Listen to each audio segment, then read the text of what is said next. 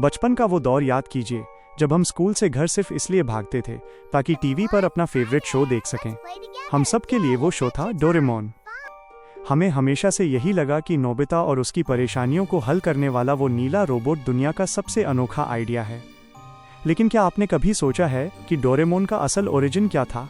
क्या ये वाकई एक ओरिजिनल आइडिया था या फिर किसी और शो की परछाई? आज सीक्रेट एनिमे पर हम किसी बनावटी कहानी की नहीं बल्कि एनिमे इतिहास की उस सच्चाई की बात करेंगे जिसे समय के साथ भुला दिया गया। मिलिए रोबोटन से। साल 1966 में यानी डोरेमोन के एनिमे के रूप में आने से करीब 7 साल पहले जापान के घरों में एक और रोबोट अपनी जगह बना चुका था। अगर आप रोबोटन को गौर से देखें तो उसकी बनावट, उसका गोल चेहरा और उसकी लाल नाक आपको तुरंत डोरेमोन की याद दिला देगी।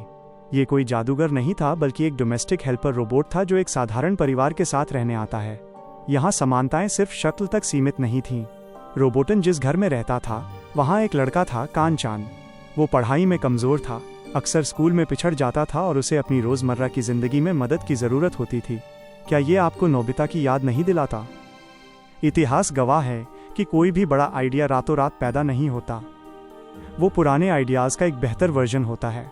रोबोटन के पास 22वीं सदी की जादुई पॉकेट तो नहीं थी, लेकिन वो अपनी मशीनी सूझबूझ से मुश्किलों का हल निकालता था।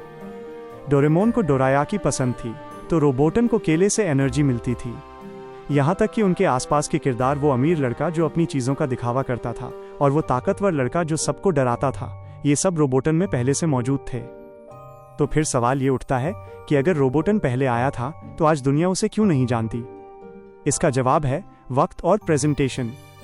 1970 के दशक में जब डोरेमोन का मांगा ग्लोबल हिट हुआ तो उसने अपनी कहानी और इमोशन से लोगों का दिल जीत लिया। डोरेमोन इतना परफेक्ट और इतना मशहूर हो गया कि उसने अपने से पहले आए सभी रोबोट फ्रेंड कॉन्सेप्ट वाले शोज को पीछे छोड़ दिया। 1986 में रोबोटन को दोबारा टीवी पर लाने की कोशिश की गई, लेकिन तब तक डोरेमोन एक ब्रांड बन चुका था। लोगों को लगा कि रोबोटन डोरेमोन की नकल कर रहा है, जबकि असलियत इसके उलट थी।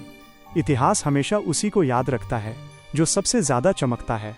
डोरेमोन आज हमारे बचपन का हिस्सा है, लेकिन रोबोटन वो नींव थी जिस पर शायद आज की मॉडर्न एनिमे इंडस्ट्री खड़ी है। एनिमे की दुनिया में ऐसी कई कहानियां दफन हैं जिन्हें हम सीक्रेट एनिमे पर आपके सामने लाते रहेंगे। क्या आपको लगता है कि अगर रोबोटन नहीं होता तो डोरेमोन का आइडिया कभी जन्म ले पाता? अपनी राय कमेंट्स में ज़रूर बताएं, क्योंकि आपकी सोच ही इस चैनल की असली रिसर्च है।